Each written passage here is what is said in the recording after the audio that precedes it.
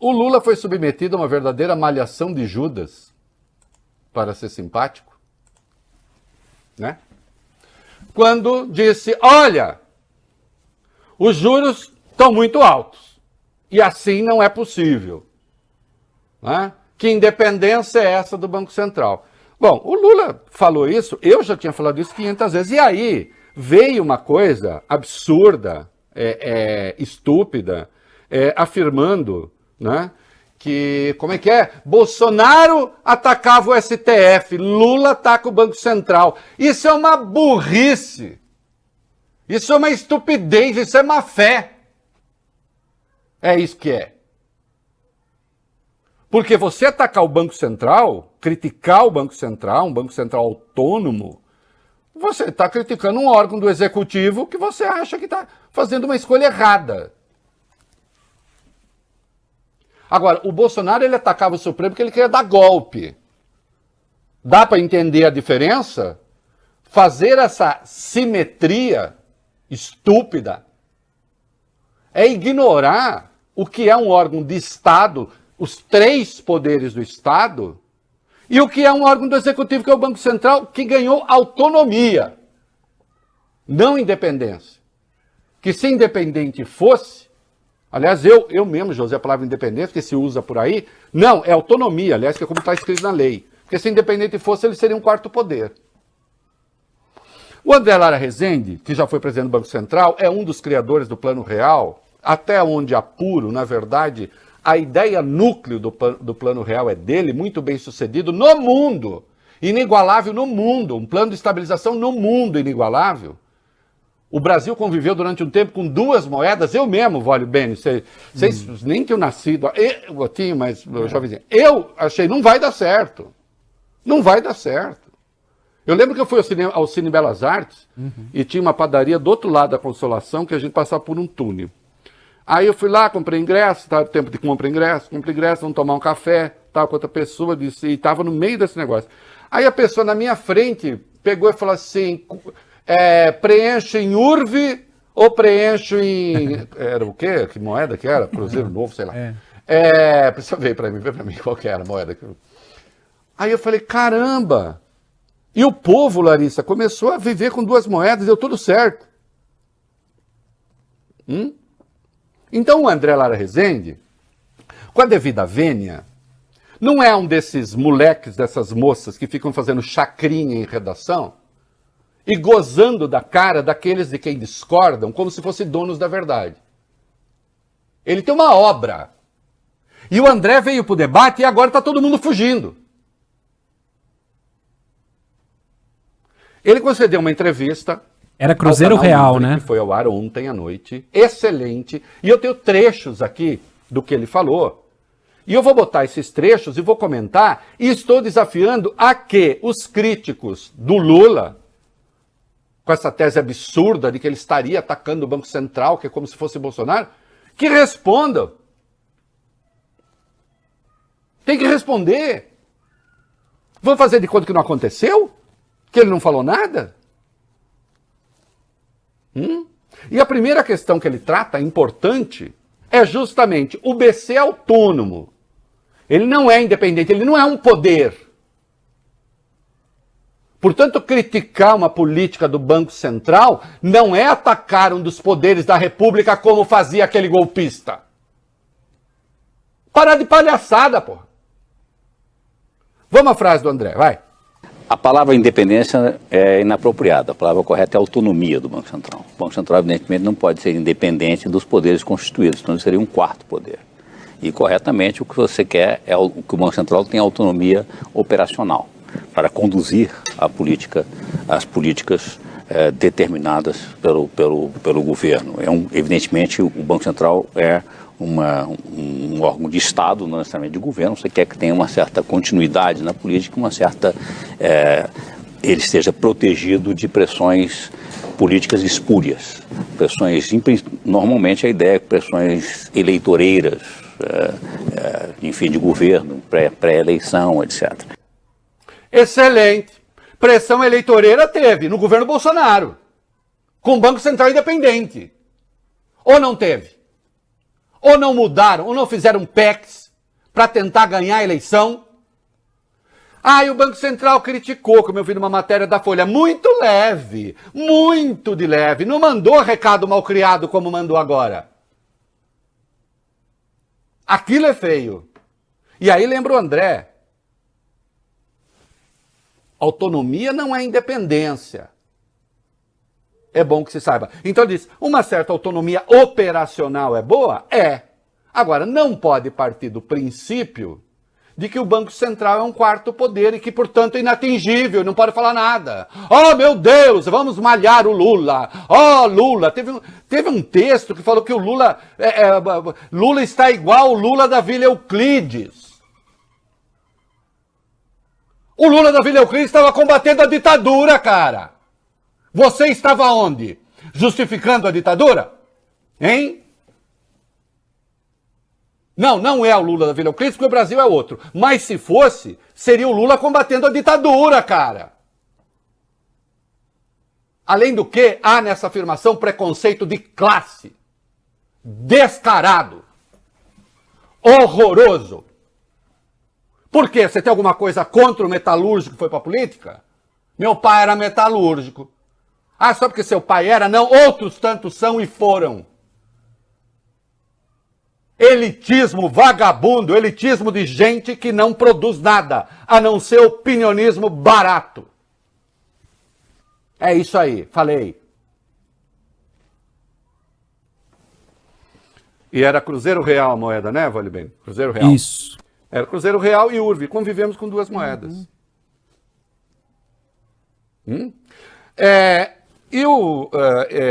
Ele lembra que o Banco Central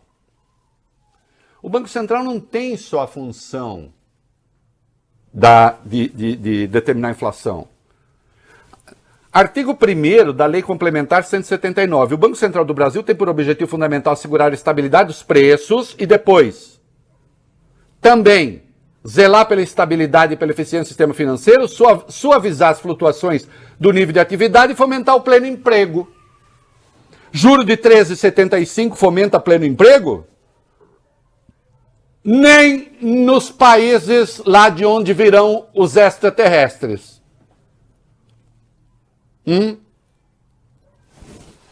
Vamos seguir. Lara Rezende. Será Bob Furuia não está aqui? Aliás, o Bob Furuia respondeu, está assistindo, mandou com um risinho, e mandou aqui, ô Bob, vou te ouvir daqui a pouco, ele mandou o Bob me manda mensagem de voz no ar. E, ô Bob, e se eu ouço agora e tem alguma coisa que não pode ser ouvida? E a chance é grande, hein? Aí que, será que a política monetária, minha querida Larissa, pode, como disse Roberto Campos, ser descolada da política? Não pode. Ele disse que tem que ser desconectada.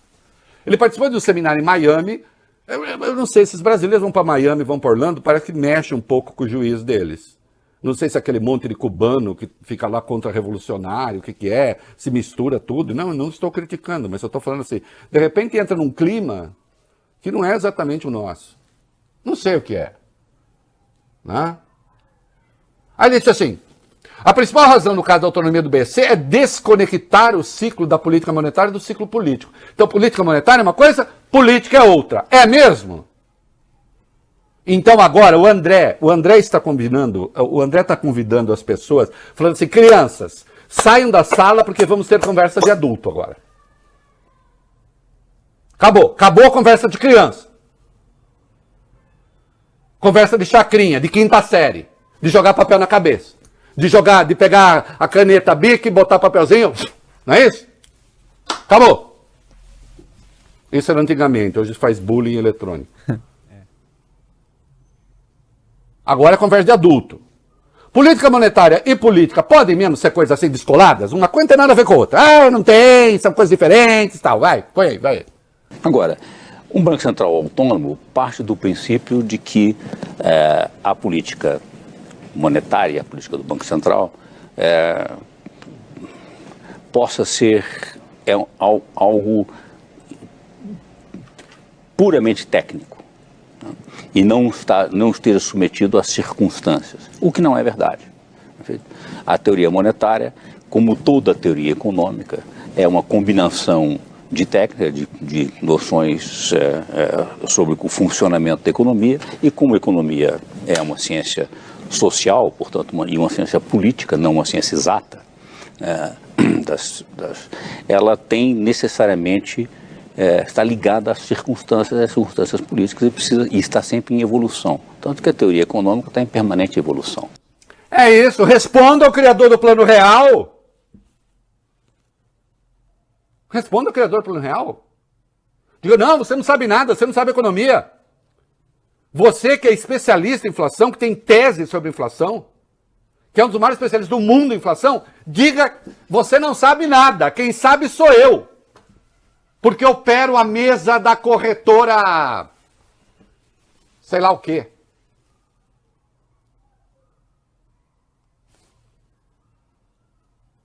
E Lula está querendo dar um golpe quando fala dos juros. Ora, pipocas! Tem um pouco de decência. E agora vamos para o debate, que nem gente grande. Não adianta ficar em grupinho, xingando o cara. Entendeu? O clima de quinta série. Vamos para o debate.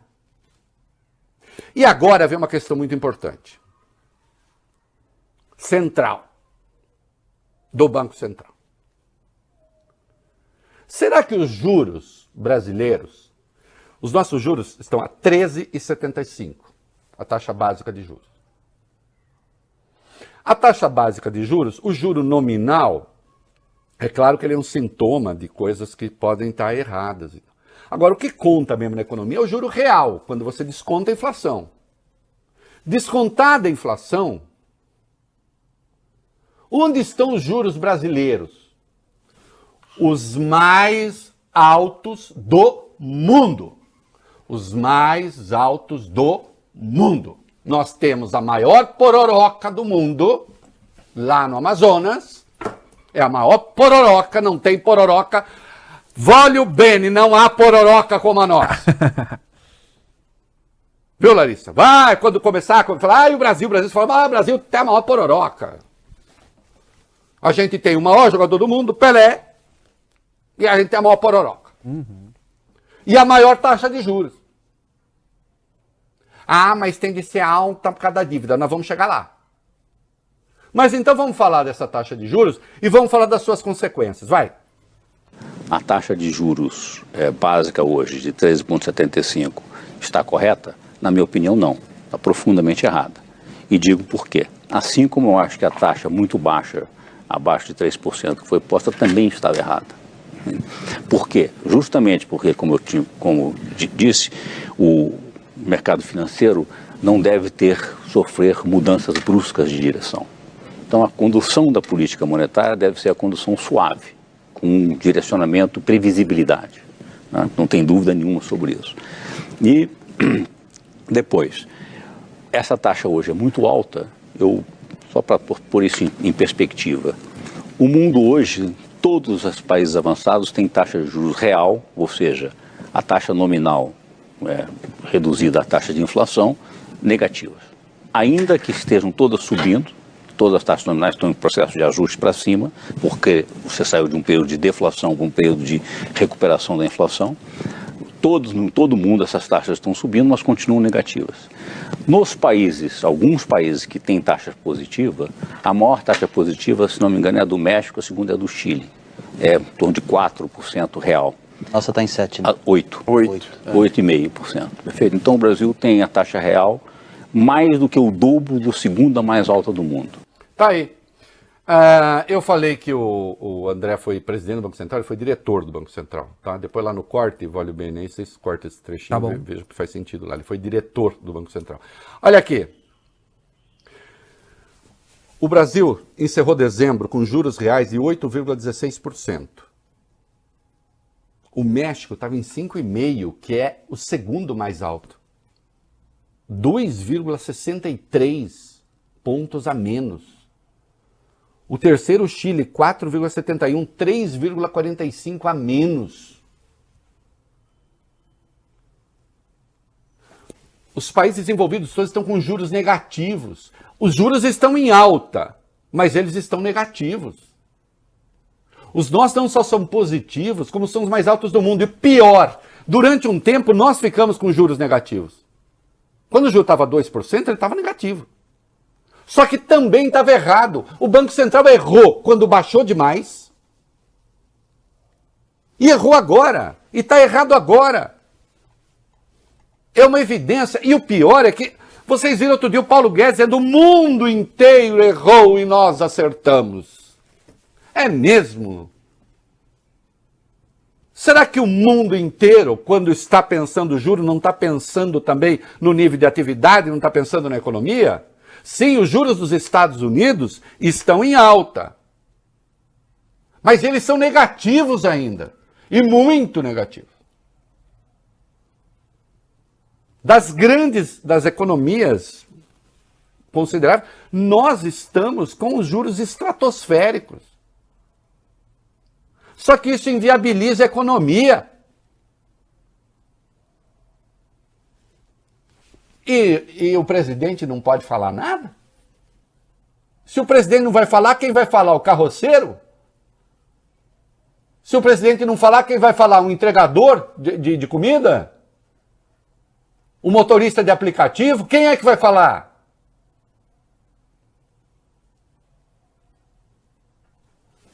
Podemos discutir religião, podemos discutir justiça, podemos discutir qualquer coisa no Brasil, mas não podemos discutir política de juro? Para atender a quem? Vocês estão loucos? E aí o presidente se manifesta, vira alvo de uma saraivada? O outro só falta mandar lá o presidente: vai lá para Vila Euclides, lá no estádio em São Bernardo, de quando você era sindicalista. Só faltou dizer: nunca deveria ter saído de lá. Se meter com a elite branca.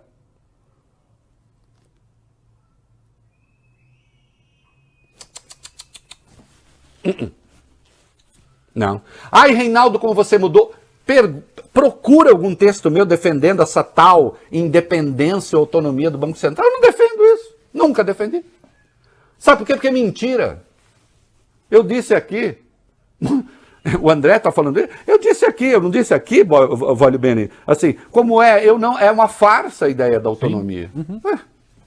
Autonomia de quem, cara pálida? Você sempre é autônomo e independente em relação a alguém, Bob Furui. O Bob Furui não está. Ô, Vale Bene. Ô, Larissa. Oi. Ai, não, eu sou independente de qualquer coisa. Então você não está nesse mundo.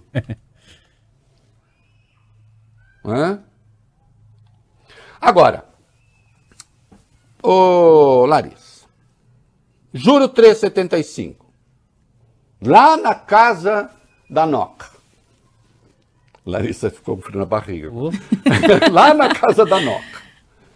Bom, então a inflação deve convergir para a meta, deve ficar bem pequenininha. Então vai dar certo, Vale Bene, vai.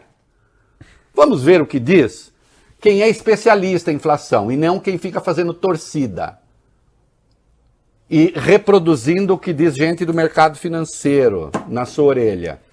Vai voltar? Vai, a inflação vai convergir para a meta? Vai, André. O efeito da taxa de juros sobre o crescimento da economia e o emprego é inequívoco. Sobe a taxa de juros, desaquece a economia e aumenta o desemprego. Este efeito de desaquecimento da economia e aumento do desemprego sobre a inflação, que existia no passado, era a chamada curva de Phillips, que relacionava inversamente desemprego e inflação, desapareceu. Desapareceu no mundo inteiro. Não há mais essa relação. Ou seja, a taxa de inflação está desconectada da taxa do emprego ou do desemprego. Especula-se por quê, as razões disso. Muito provavelmente, é o que me parece a explicação mais razoável, é justamente porque o emprego deixou de ser formal. Então, o emprego hoje está disperso, informalizado, e você reduziu muito o poder dos sindicatos. De certa forma, portanto, o salário deixou de ser um preço que signaliza a questão de inflação. Para um pouquinho, Salário Vale mínimo. Bene. Ele está dizendo aí, e isso é muito sério, você eleva a taxa de juros, você desaquece a economia. Claro, o crescimento vai lá para baixo. Afeta o emprego, sim. E aí ele usa um termo técnico, a curva de Phillips, que antes, assim, olha, você está com pleno emprego, deixando de ter pleno emprego, a inflação tende a cair. Aí diz, não cai mais. Não cai mais? Aí esse vídeo nem precisa voltar, vale bem, eu vou resumir. Porque é o seguinte, a inflação que está aí não é uma inflação de demanda. O que é inflação de demanda? Muita gente querendo comprar, cheio de dinheiro, e não tem produto suficiente. O preço sobe. A inflação que está aí não é isso. A inflação que está aí é o chamado choque de oferta decorrente de pandemia, guerra da Ucrânia. Não serão os juros a fazer essa inflação ir para a meta. Então você vai manter os juros na estratosfera, você vai derrubar o crescimento, vai ter problema no emprego e a inflação continuará alta. Quem paga o pato? Os pobres. E aí, nós podemos ter uma coisa... O André faz uma advertência aqui, atenção, fundamental. Ele pede que se preste atenção ao balanço dos bancos. E eu vou trazer um número aqui para vocês. Importante. Que foi que ele disse? O que é que pode acontecer? Já está acontecendo, na verdade. Vai. Mas a taxa de juros é um instrumento muito poderoso de desaquecimento da economia. A pergunta é, a economia brasileira precisa ser desaquecida com esse nível, ter a taxa real mais alta do mundo hoje? Claramente, não. Não. E mais, esse é o ponto fundamental e eu vou terminar aqui. O que está acontecendo agora, essa semana estão saindo os balanços de bancos. Não sei se vocês já viram. Todos os resultados são muito aquém, muito abaixo do esperado. Todas as provisões de devedores idosos estão aumentando drasticamente. O fato que você teve quebras no varejo, inclusive o caso de Americanas e problemas em outras áreas de varejo, está levando os bancos a retrair drasticamente o crédito. Quando você tem uma contração de crédito como essa, você agrava o processo de desaquecimento da economia e de embica de uma recessão que pode ser muito séria. Faz sentido, neste contexto, você ter uma taxa de juros já que estão há 2 anos nesse nível? Claramente não. Agora, os objetivos do Banco Central, determinados na lei que deu autonomia ao Banco Central, são o controle da inflação, a estabilidade do sistema financeiro e a garantia do pleno emprego. Então, mais próximo possível do pleno emprego. Obviamente, essa taxa de juros de 13,75, 8% real, é incompatível com esse objetivo. Na minha opinião, ela está errada. Esse é um ponto bastante fácil. Papo. Fim de papo. Olha aqui, presta atenção numa coisa. Entre juro de 2% que estava e 13,75, Vólio Bene e Larissa, sabe em quanto aumentou?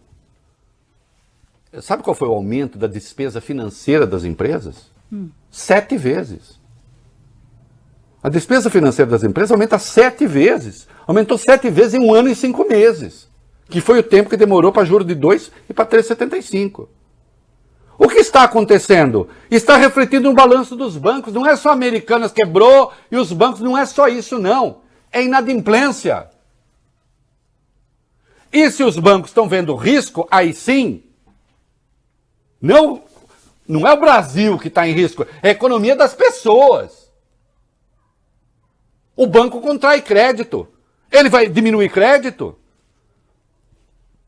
Fica mais difícil obter crédito? Ficando mais difícil obter crédito, fica mais difícil investir. E você pode ter uma recessão muito grave. E o presidente da República, eu vou voltar ao ponto, não pode comentar isso. E daqui a pouco nós sai boletim Focus. Ai não, estamos prevendo uma inflação real de 7% no fim do ano. Vocês estão malucos. Comeram cocô. Você que me ouve, você que me vê. Você está com bastante dinheiro? Você está à vontade? Tá assim, o dinheiro está fazendo coceira para comprar? É isso? Aumentou muito o seu dinheiro para comprar coisa? Não aumentou. Se aumentou para você, parabéns, você é uma exceção. No geral, diminuiu. Não existe inflação de demanda no país. Entende? Não existe. O preço não é alto por isso. Porque tem muita gente querendo comprar.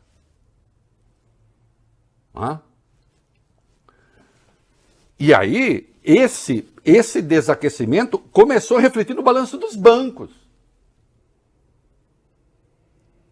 Vem cá, banqueiro tá... Ah, não, nossa riqueza financeira... Mas vai dar para viver só disso?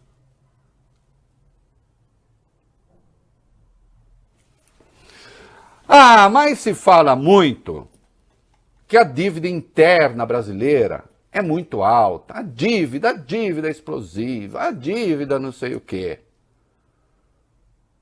O André tratou desse assunto. E aí ele diz o seguinte, se você pegar só os números do Brasil, não disser que é o Brasil, falar, esse país aqui, olha como tá. A pessoa vai olhar, ele diz até que o Jeffrey Sachs falou isso para ele. Você não, esse país está bem. O Brasil não está ruim, não. Mas vamos ouvir, vai lá. Se você olha as contas brasileiras, os números brasileiros, e diz que no país qual é, esse país é um país altamente, perfeitamente bem, com economia em ordem. Há um endividamento, relação dívida-PIB, perto de 70%. É muito inferior à de qualquer dos países desenvolvidos. Todo em moeda nacional? Eu vou chegar lá. Muito inferior a todos os países desenvolvidos. É em linha com o dos países de desenvolvimento, sendo que os países de desenvolvimento, a dívida brasileira é integralmente em moeda nacional. A nossa é acima da média dos emergentes, né? Um pouquinho acima. Os emergentes são 50, 60, nós estamos em 70. Nós somos um país maior Depois eu vou entrar sobre isso. Quanto mais sofisticado é o mercado financeiro, maior deve ser a dívida interna. Por quê? A dívida interna é o ativo sem risco do sistema financeiro. Então ela tem que ter uma certa proporção, ela é muito mais coerente seria medir a proporção de dívida com ativos financeiros privados. Perfeito? Inclusive porque a dívida pública é uma dívida do governo, a dívida financeira, e é um ativo do setor privado. As pessoas esquecem isso. Se o governo fosse superavitário e reduzisse a dívida interna para zero, o setor privado se reduziria o valor, perderia 70% do PIB em termos de riqueza financeira. Faz sentido isso? Olha, é muito impressionante, né, quando você ouve alguém que conhece, essa coisa da dívida, você, não, o juro tem que ser alto, porque o risco da dívida, por quê? Vai ter calote? Vocês juram que vocês acham que vai ter calote mesmo da dívida interna? Isso é uma palhaçada. E a resposta à questão é correta, proposta pela Juliana, mas ele responde adequadamente. É claro que o Brasil vai ter uma dívida interna maior do que, assim, proporcionalmente ao PIB do que o Uruguai. Olha o tamanho do mercado financeiro do Uruguai e olha o nosso. Ou da Argentina, ou do Chile, que seja. E aí ele lembra, dívida interna é riqueza do sistema financeiro, é ativo do sistema financeiro. Ô, Valibene, pensou dívida zero? Vamos zerar, pagar tudo. Cai 70% do valor financeiro das empresas do mercado financeiro. Então isso é conversa. Agora, uma coisa é você remunerar rentista, que é o que está acontecendo, e outra coisa é você ter um país que estimula investimento. Não, e falar rentista, meu Deus, rentista, todo mundo que tem dinheiro em banco de algum modo aplicado é um rentista. Mas é claro que não se está falando só do brasileirinho ali que tem, né? Agora, o fato é, a dívida também não justifica juros na estratosfera. Ponto. Está demonstrado. Né? É que a questão, na verdade, é política. É política também. Quer ver como é política? Ele lembrou uma coisinha aí, uma observação, que nós fizemos aqui já, né, Vale Bene, mais de uma vez. Tanto é que o tio Rei chamava PEC, chama PEC, né, de PEC da responsabilidade orçamentária. Eu nunca chamei de PEC disso, daquilo. PEC da responsabilidade orçamentária. Eu chamava PEC da transição. E ele comentou uma coisa importante, vai lá. PEC da transição, grande parte vai para o Bolsa Família, o que nome queira dar a ele, perfeito? Que é aí para pagar um adicional para crianças até 6 anos, em famílias, etc. Sim. Agora, isso criou um problema, foi uma gritaria fenomenal, a irresponsabilidade fiscal. O governo não pode gastar de forma irresponsável, esse é um ponto. O governo tem que gastar bem e ser coerente, não tem dúvida sobre isso. Agora, o Bolsa Família é uma gritaria. Agora, o Bolsa Rentista dá 4% a mais que fudeu sobre a taxa de juros. Isso não tem problema nenhum.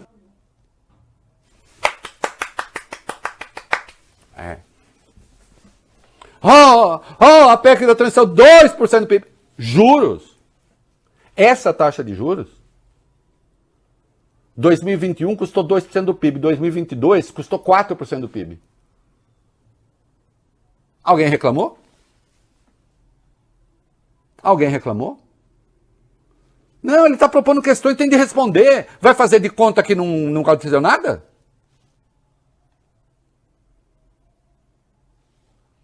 Ah, mas ele não tem proposta, ele não sabe. Não, ele tem uma proposta aqui, tem até uma fórmula para uma boa política de juros.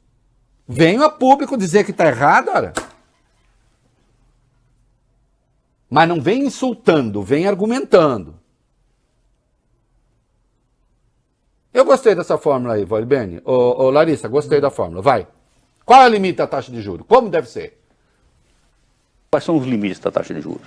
Não faça grandes variações, não faça movimentos bruscos. Nunca ponha a taxa de juros, a não ser em casos excepcionais, se precisa estimular a economia, abaixo da taxa esperada de inflação, da meta de inflação. Perfeito? E ele pôs, o Banco Central pôs. É a única vez nesse século XXI foi que esse Banco Central pôs a taxa de juros abaixo da meta de inflação. Muito bem. Segundo ponto. Nunca ponha a taxa de juros, a não ser em circunstâncias excepcionais, que você precisa desaquecer a economia, acima da taxa de crescimento esperada da economia. Com isso, a taxa de juros será sempre menor que a taxa de crescimento, por definição, isso é aritmética, perfeito? Por definição, a relação dívida-PIB vai convergir se não houver déficit primário. Então, isso é muito simples, Juliana, é muito simples. Então, basta o seguinte, o Banco Central controla a taxa de juros. Ele vai dizer, inclusive vai acabar com esse risco, ele vai dizer, olha, eu não vou pôr a taxa de juros abaixo da taxa de inflação, a não ser em condições momentaneamente circunstanciais que exijam, nem vou pôr a taxa de juros acima da taxa de crescimento potencial da economia. Acabou. Sensacional. É muito simples. Se você coloca, então vamos lá, se você põe a taxa de juro abaixo, da inflação, você faz isso, Vale Bene, você está querendo estimular a economia. Certo? Precisa estimular. Então você está no momento, Larissa, de depressão econômica, está muito ruim, está difícil. Os países ricos estão fazendo isso, está tudo com juros negativos. Porque eles estão querendo crescer.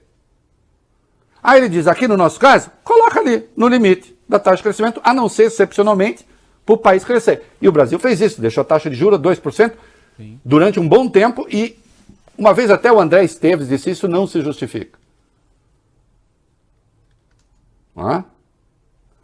E não coloca também aí, e coloca um pouco abaixo da taxa do potencial de crescimento.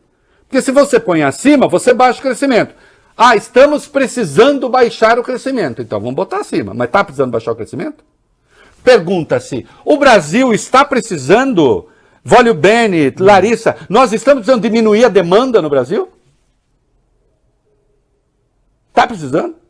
Se a demanda tivesse altíssima, põe o juro nos cornos da lua para tentar diminuir a demanda. Mas está alta a demanda, a Larissa está lá com o bolso lotado de dinheiro, querendo gastar e não acha o que comprar? Ou vale o bem, ou eu. Eu até que tô. Até parece. Tá? Alguém tá? Ai, não, essa fórmula tá errada. Traga a fórmula certa. Que não seja jogar o país na pobreza, na miséria, na fome, no desemprego. E para quem criou o Plano Real, agora ele tem uma questão que eu diria assim, é quase desmoralizante. Que precisaria ser respondida também. O que foi que ele falou? Vai. Se taxa de juros alta combatesse a inflação, não precisamos ter feito o Plano Real. Quando eu fui diretor do Banco Central, eu assumi com a taxa de juros do real mais alta da história. Perfeito? E não tinha nem sinal de que a inflação ia receder. Então, assim, por que precisa de Plano Real? É só subir a taxa de juros. Pronto. Não era simples? Taxa de juros resolve? Tá bom. Então faz o seguinte, vamos subir a taxa de juros. Leva, como estava, aliás. E a inflação cedeu? Não, porque havia um desequilíbrio ali que era estrutural que precisava mexer. E para encerrar com o André, a entrevista, trechos da entrevista dada ao Canal Livre, né? Que vocês têm de ver na íntegra. Espetacular. Tem reprise hoje às 11 da noite aqui na Band News FM. Reprise hoje às 11 da noite. Está no YouTube também, botei no meu blog, está em todo mundo. Agora, presta atenção nisso aqui. Isso aqui é um pouco desmoralizante para a imprensa. Infelizmente. Né? Mas é absolutamente verdadeiro. E eu já apontei isso aqui 500 vezes em todo lugar. Isso tem a ver com a imprensa, o que ele vai falar agora. Vai. Por que a mídia hoje só ouve economista do mercado financeiro?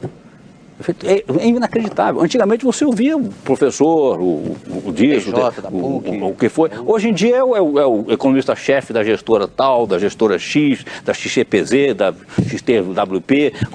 Óbvio que eles só dizem a mesma coisa.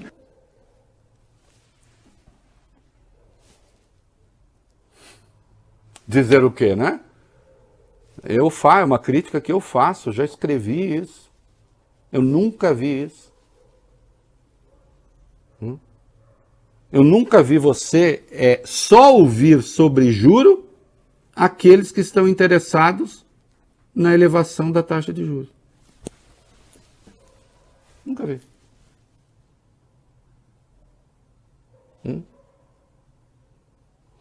Então é preciso mudar algumas coisas.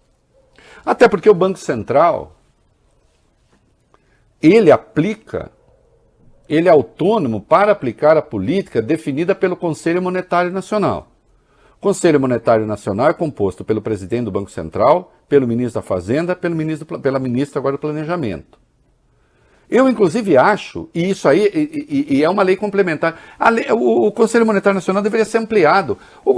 Não está na lei que o Banco Central deve cuidar de emprego também? Tá ou não tá, vale bem? Tá. Tá, sim. Por que não tem Ministério do Trabalho lá? Deveria ter. Ser ouvido, pelo menos. Não está na lei que o Banco Central deve cuidar das demandas e tal, de equilibrar a economia para evitar solavancos?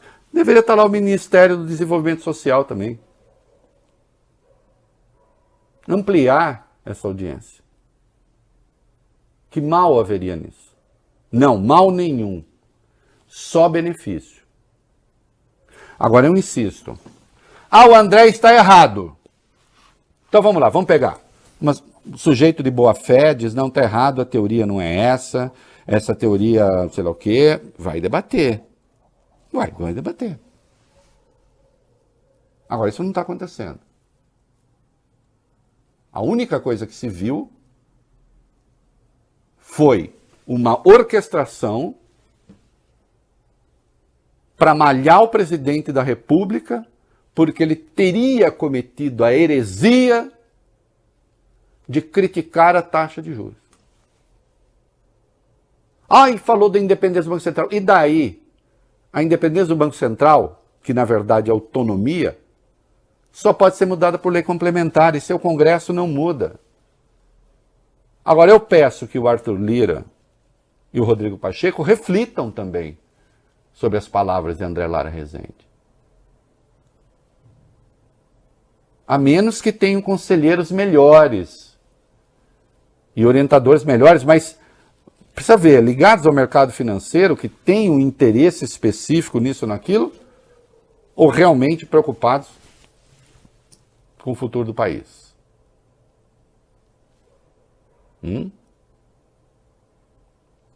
E o que é que está por vir aí? Senhor Lira, senhor Pacheco, recomendo, encerrando este bloco, que vocês vejam o resultado dos bancos e o que é que isso prenuncia para o Brasil. E parem de tentar interditar o debate, porque isso é muito feio. Porque isso demoniza pessoas e não resolve absolutamente nada.